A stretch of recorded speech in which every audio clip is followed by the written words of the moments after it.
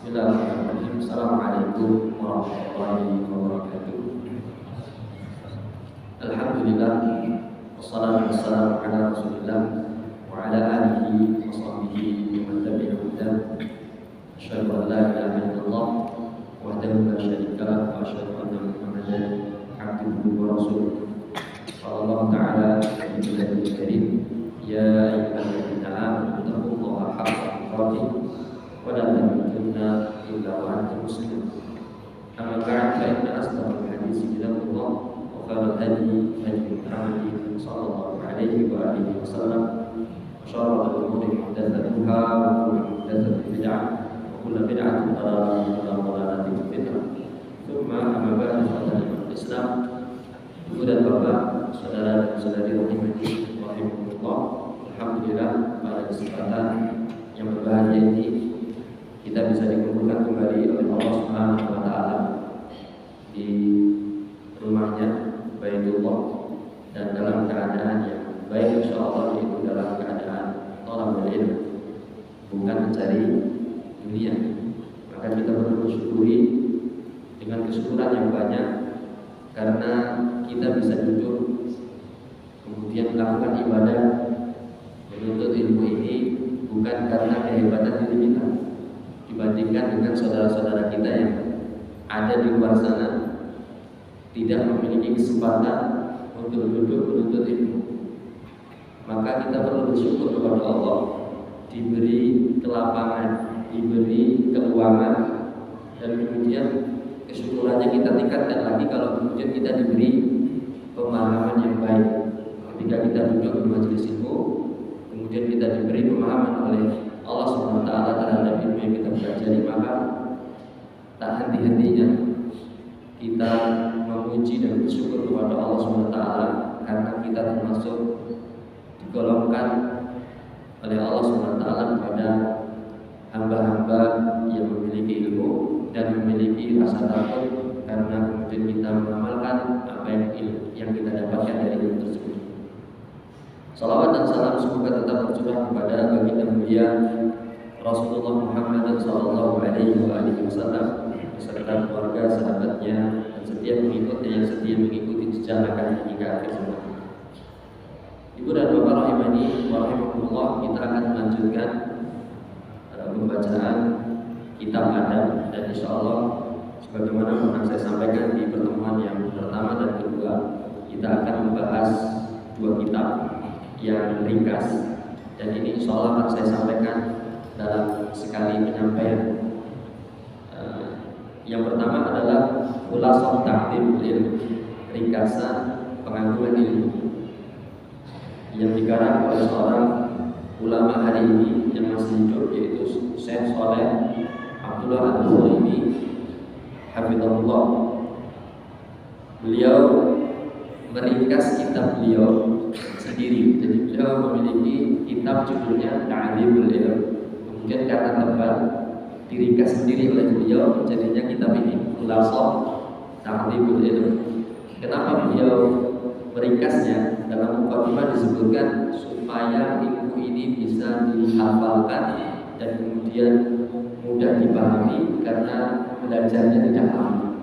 Nah, kita maunya inginnya belajar sebentar-bentar, ya kan?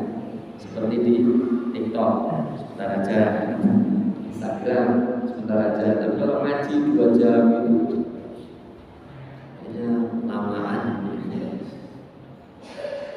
Dan kata beliau,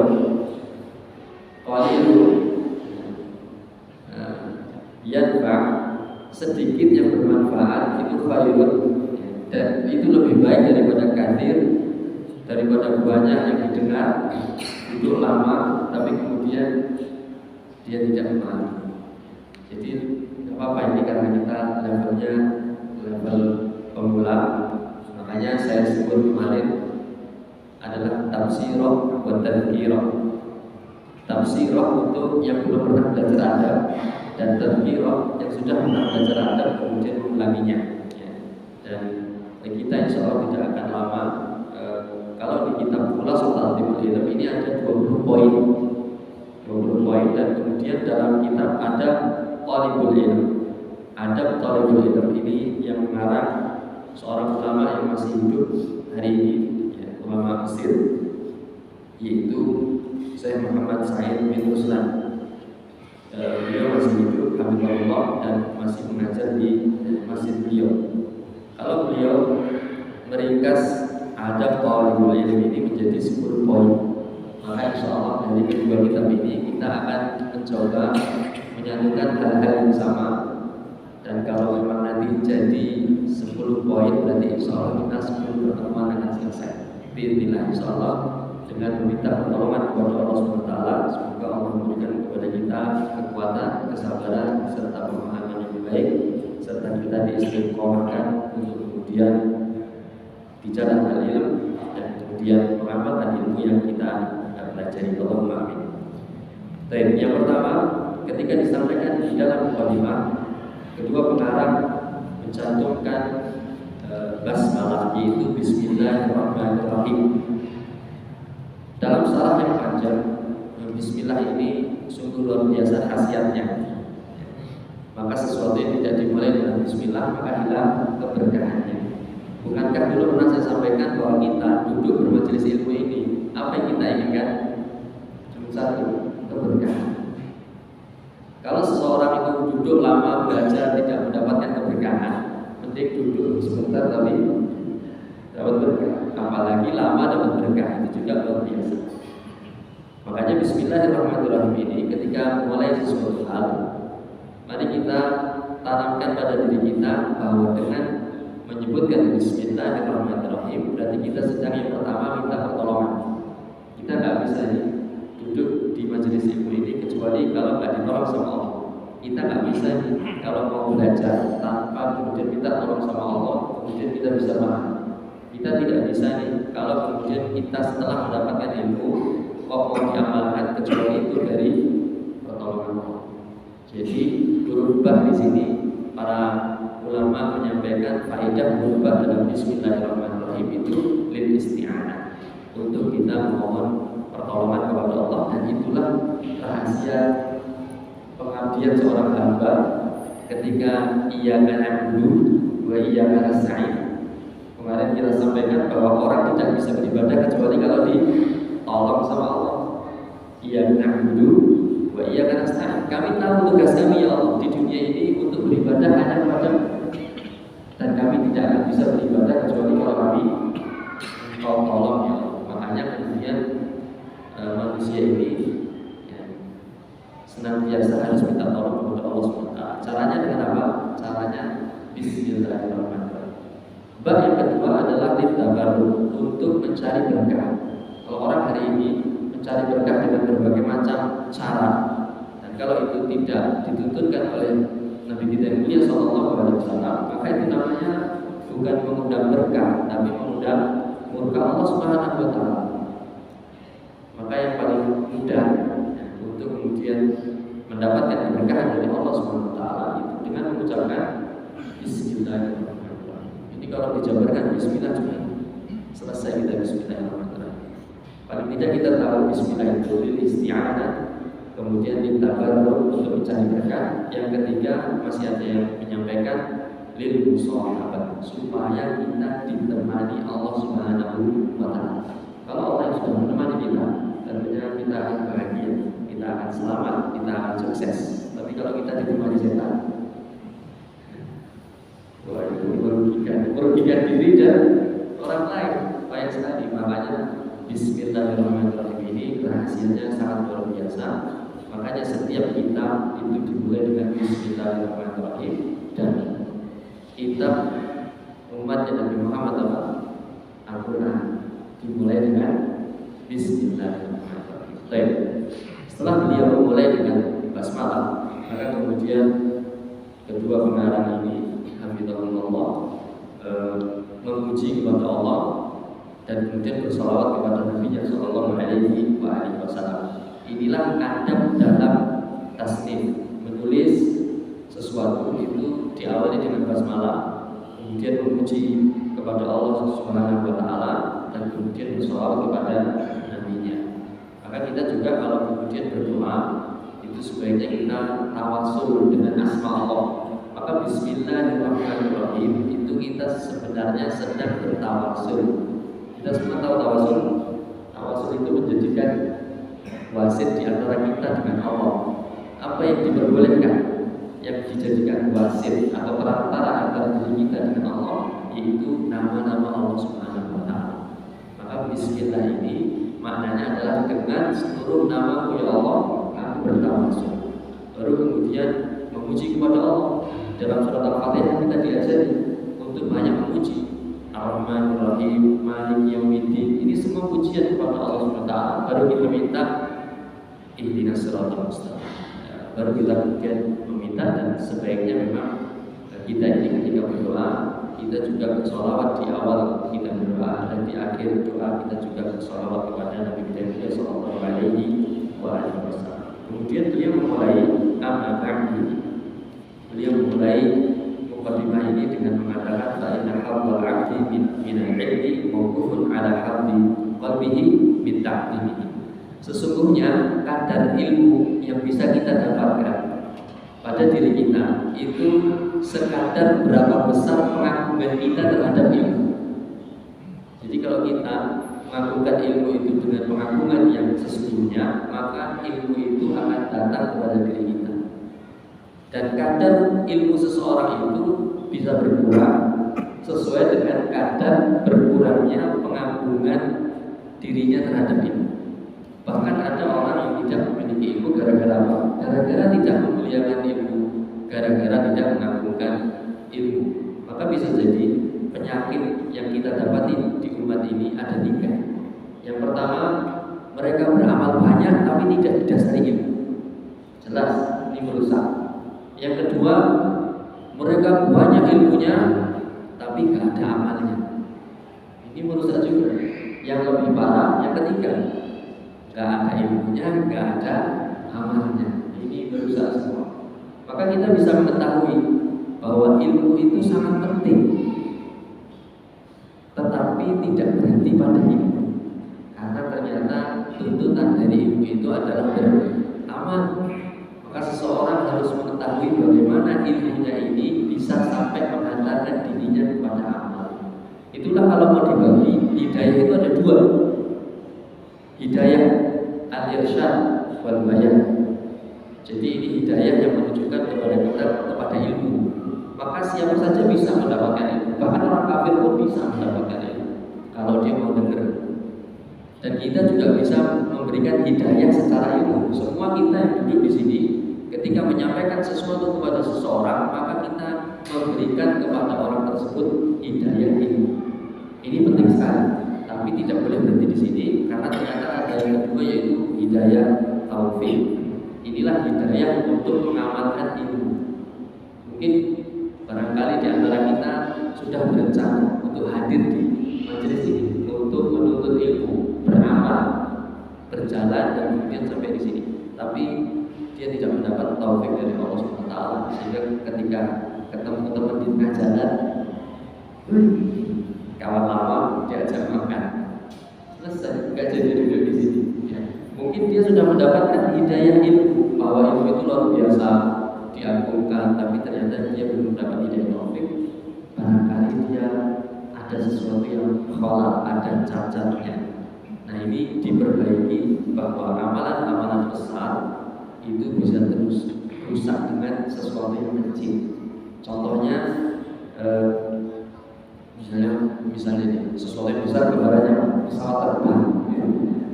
Pesawat terbang kan besar sekali gitu. terus ada burung kecil masuk ke yang ada itu sampai kanan kiri, masuk ke situ udah rusak.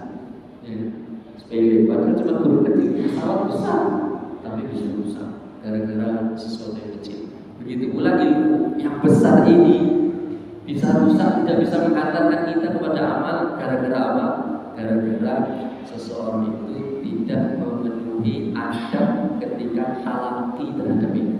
Ketika bertemu ilmu, seseorang tidak memenuhi adabnya, maka ilmu yang luar biasa besarnya ini di sisi Allah SWT itu menjadi sesuatu yang tidak baik, bahkan merusak.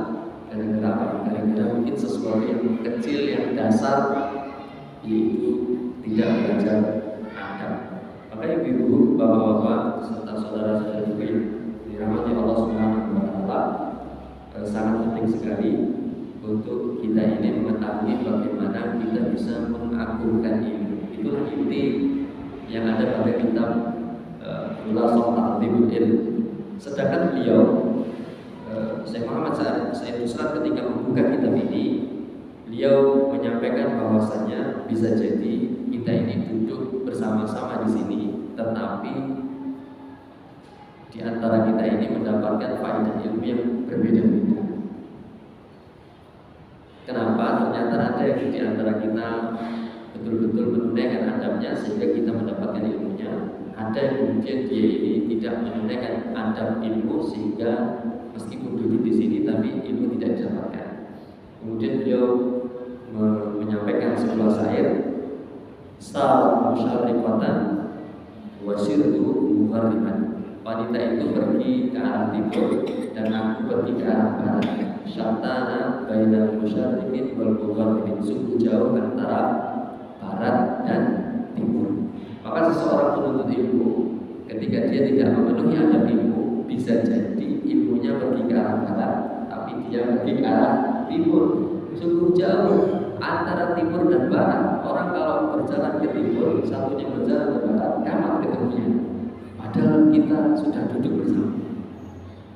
Kadang orang melemparkan kalimat aku mencintaimu, tapi kemudian yang dicintai itu menolaknya.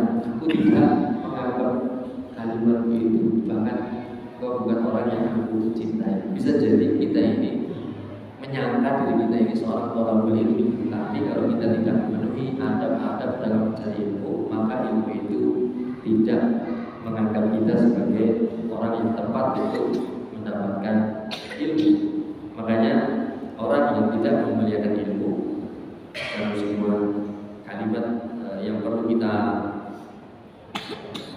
hafal, kita senantiasa hadirkan dalam hidup kita, ya.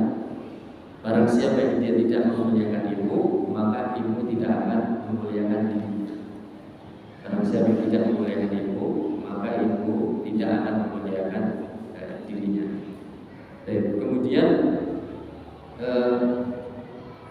di dalam adab-adab ini, kita insya Allah akan masuk pada bab atau poin yang pertama.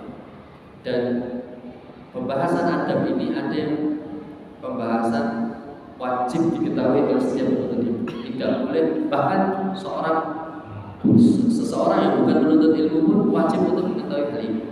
Apabila kemudian dia tidak mengetahui hal ini, bisa jadi hilang keberkahan dari kehidupan. Maka yang pertama yang disebutkan oleh Syekh Shalih Al-Utsaimin itu adalah tadhiru bi'a'il ilmi, membersihkan wadah ilmu. Kita kan mau belajar, berarti kita mau menampung ilmu. Maka pekerjaan pertama sebelum kita itu betul-betul mendapatkan ilmu itu, maka yang pertama kali harus kita lakukan adalah apa? Membersihkan wadah ilmu. Kalau dalam pembahasan saya Nusrat, beliau memberikan judul Al-Istighalu Bit-Tadhhiril Zahir wal Batin min Syawaibil Mukhalifat. Seorang penuntut ilmu itu yang harus pertama dilakukan itu adalah sibuk. Sibuk kan gak boleh terbahan. Penuntut ilmu kok pura-pura mereka dia harus sibuk. Tapi apa yang disibukkan? Sibuk untuk membersihkan diri baik secara zahir maupun secara batin dari segala sesuatu yang bisa mengkeruhkan zahirnya maupun batinnya. Jadi nanti kita akan dapat 2 faedah, tapi sebenarnya yang ingin disampaikan di awal adalah tentang pembersihan wadah ilmu. Dan wadah ilmu yang dimaksud itu adalah qalbu kita. Jadi sesuai dengan pembahasan saya Muhammad Said Musnad, yaitu membersihkan batin. Itu yang paling penting dilakukan oleh setiap penuntut ilmu, dan ini bisa kita tanya kepada ibu-ibu sekalian yang hadir. Kira-kira ibu-ibu ini kalau mau membersihkan mana yang diutamakan? Yang dohir atau batin? Kalau mau ketemu bapak, mau pergi itu kan mesti ini kan ya, dohirnya. Padahal sebenarnya yang harus diawalkan. Kalau bapak-bapak juga tidak perhatian sama dohirnya, nggak boleh. Karena cerminan batin itu adalah dohir. Nanti kan jangan-jangan ada muslimah yang mengatakan yang penting kan batinnya. Batin saya sudah tak jilbabi, meskipun dohirnya belum dijilbabi, terus dia karena hadir di majelis ilmu ini, yang penting yang pertama adalah membersihkan wadah ilmu, yaitu batinnya, yaitu hatinya, maka dia tidak kemudian memperhatikan dohirnya. Dohir itu adalah cerminan hati, maka seharusnya bagi kita semua untuk perhatian terhadap qalbu kita. Baik. Faman arada hiyasan ilmi falyusayyid batinah. Barang siapa yang ingin mengumpulkan ilmu di dalam qalbunya, maka dia harus yang pertama kali membersihkan batinnya. Wa yutahhiru qalbahu min najasatihi. Apa yang dibersihkan? Yaitu dari kenajisan-kenajisan. Jangan dikira kalau najis itu hanya yang zahir. Ternyata banyak sekali najis-najis yang ada di dalam batin. Nanti akan disebutkan. Kenapa kita sangat penting untuk membersihkan qalbu ini, membersihkan wadah ilmu ini? Karena fal ilmu jauharun latif. Ilmu itu kalau diperumpamakan maka dia seperti mutiara, atau namanya yang paling tinggi dari mutiara, yakut, jamrud atau apa. Pokoknya perhiasan yang sangat mahal itu adalah ilmu. Maka ilmu ini atau permata, kalau ibu-ibu saya tanya, kira-kira kalau punya emas saja lah, apalagi punya permata, intan, berlian dan yang di atasnya, kira-kira mau diletakkan di mana, Bu? Diletakkan di ruang tamu? Apa diletakkan di latar depan rumah? Ini mesti ingat. Apalagi yang lebih bodoh lagi, mohon maaf kalimatnya, diletakkan di tempat sampah. Ada nggak yang punya mutiara intan letakkan di sampah? Ini mengerikan ini orang yang seperti itu. Maka ilmu itu seperti intan berlian, dia tidak layak ditempatkan di suatu tempat yang kotor dan najis. Dan tempat yang paling tepat untuk menempatkan ilmu itu ada di dalam qalbu kita. Maka seharusnya bagi setiap kita itu untuk membersihkan hatinya, karena dia akan menempatkan sesuatu yang sangat penting. Permata, mutiara, intan, berlian itu mau ditempatkan, maka bersihkan tempatnya, karena tidak mungkin intan dan berlian itu diletakkan di tempat sampah. Dan cara membersihkan hati kita supaya kenajisan itu hilang. Apa najisnya hati kita? Itu ada dua. Yang pertama syubhat, yang kedua adalah syahwat. Syahwat itu banyak sekali. Apakah dari lisan kita, dari perut kita, atau di bawah perut kita, ini semua adalah syahwat yang aslinya sumbernya dari hati. Ya. Orang bisa menahan bicaranya itu kalau kemudian dia memahami. Orang bisa menahan untuk memakan sesuatu itu kalau hatinya memahami. Orang tidak mengumbar sesuatu di bawah perutnya itu kalau hatinya memahami sesuatu hal. Sehingga kita harus mencoba untuk membersihkan hati kita, ya. Sangat perhatian, ya. Sering kita coba berpikir untuk senantiasa membersihkan hati kita dari syahwat atau dari syubhat. Dari syubhat sesuatu yang syubhat itu sama, sehingga orang ragu, maka orang tidak yakin itu gara-gara kotor hatinya. Sehingga ketika qalbunya itu suci, bersih, maka dia bisa yakin. Tapi kalau tidak bersih, maka senantiasa apa? Sama, senantiasa dia ragu. Tadi saya sampaikan kalau ibu-ibu punya perhiasan ditempatkan di suatu tempat yang bagus, yang bersih. Bahkan kalau bisa tidak di ruang tamu, bahkan tidak di kamar pun, di tempat yang sangat tersembunyi, ada berangkasnya, ada kuncinya. Itu ibu. Dan terus kemudian sekarang kita membahas dohir kita ini. Kita kalau mau keluar itu malu kalau misalnya baju saya begini terus kemudian ada tinta besar. Kira-kira mau dipakai untuk isi kajian atau datang kaji begini? Kan enggak. Sebenarnya kita harus malu dengan pandangan Allah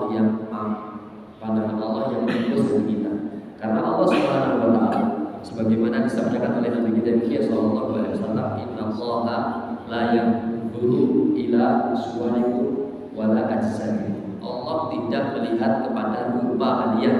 Allah tidak melihat kepada jasad kalian. Kita semua berbeda-beda jasad dan rupa-rupanya kita juga semuanya berbeda. Tapi itu tidak dilihat oleh Allah Subhanahu wa taala.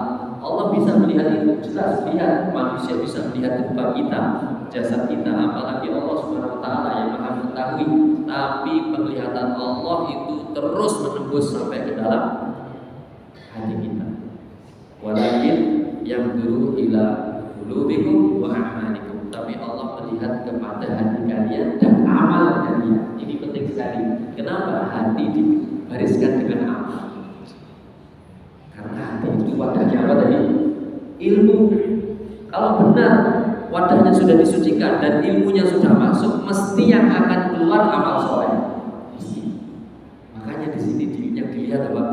Hati dan amalnya. Kalau katanya hatinya sudah dibersihkan tapi belum ada amal, apa kata dia?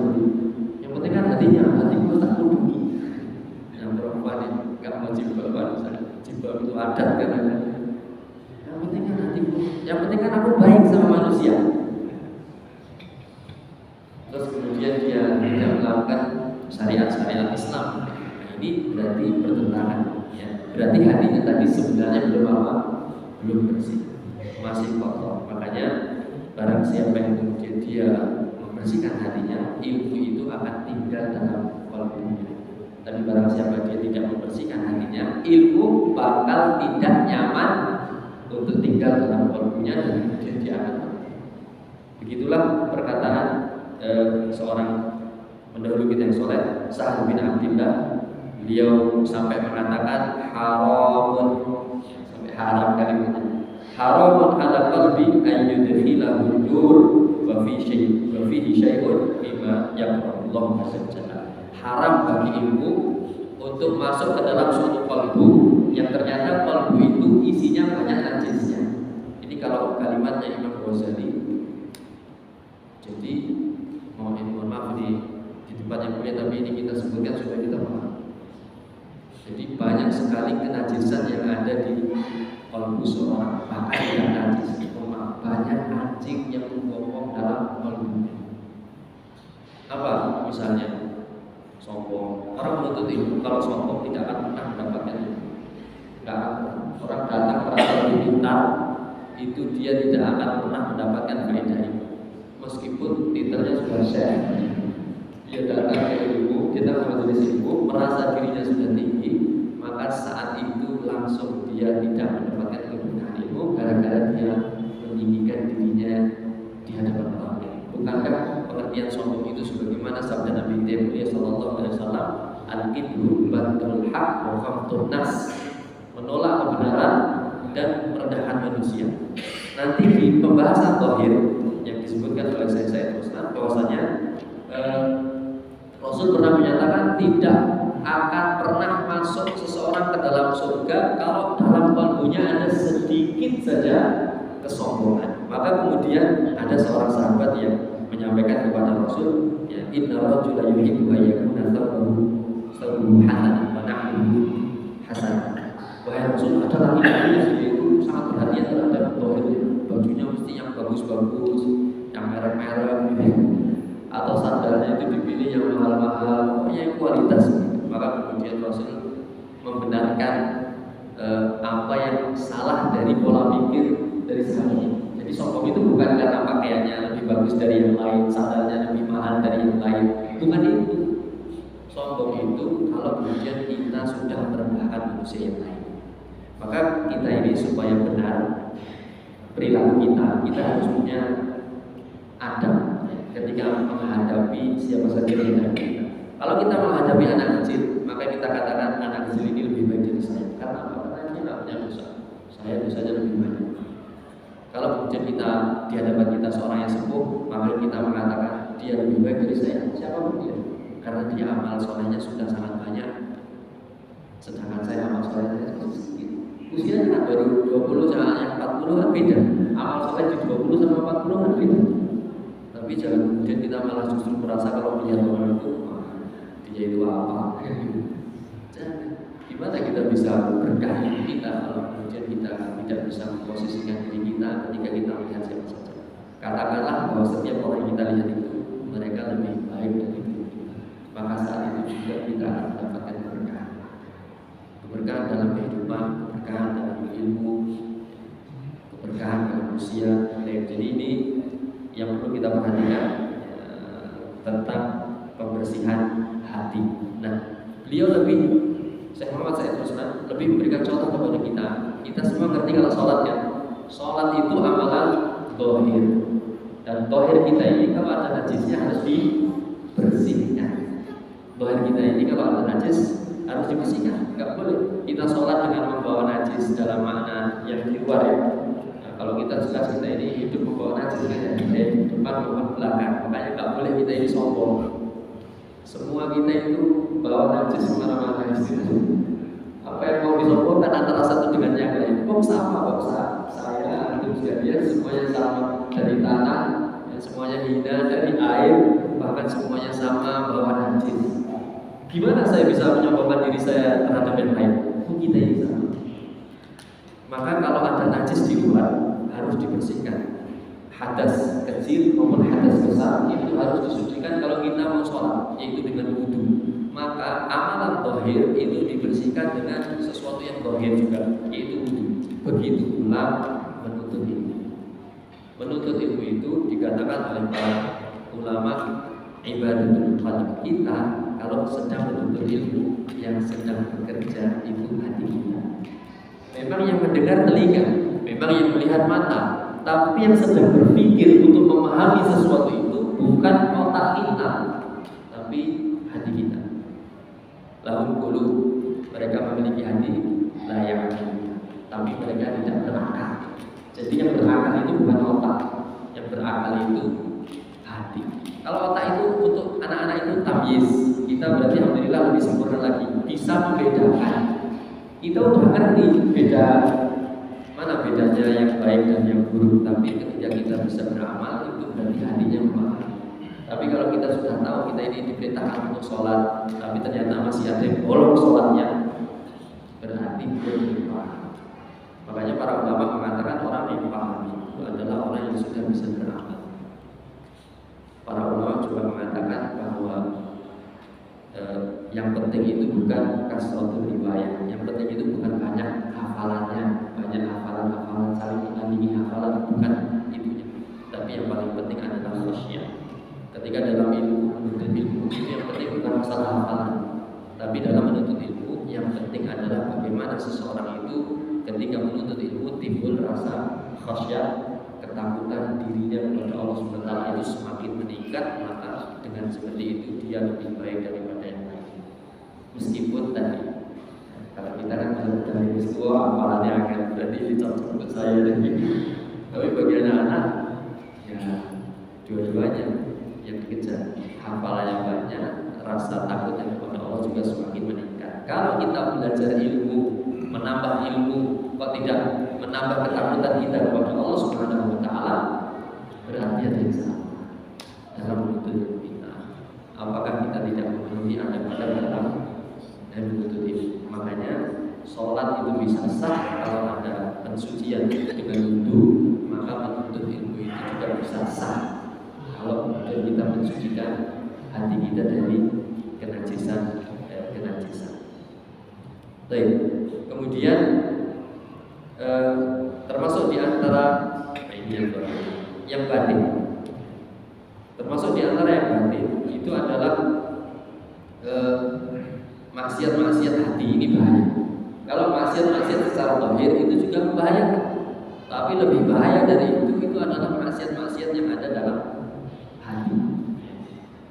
Suudzon itu bahaya. Mungkin nggak kelihatan, tapi itu bahaya sekali. Marah itu bahaya, itu terkait dengan akhlak. Tapi suudzon, berprasangka buruk, ini membahayakan seseorang. Bahkan kalau dia bisa membaliknya menjadi husnudzon, dan bahkan kalau kemarahan itu sebenarnya juga timbul dari hawa nafsunya. Marah itu kan dohirnya yang tampak, suaranya yang tinggi, matanya yang melotot, uratnya yang tegap. Aslinya yang berdebar yang mana? Kolbunya. Mutu biqaidin, sampai kemudian matilah kamu dengan kemarahan. Orang yang marah itu di dalam dirinya ada api. Maka semakin besar kemarahannya, semakin membakar dirinya.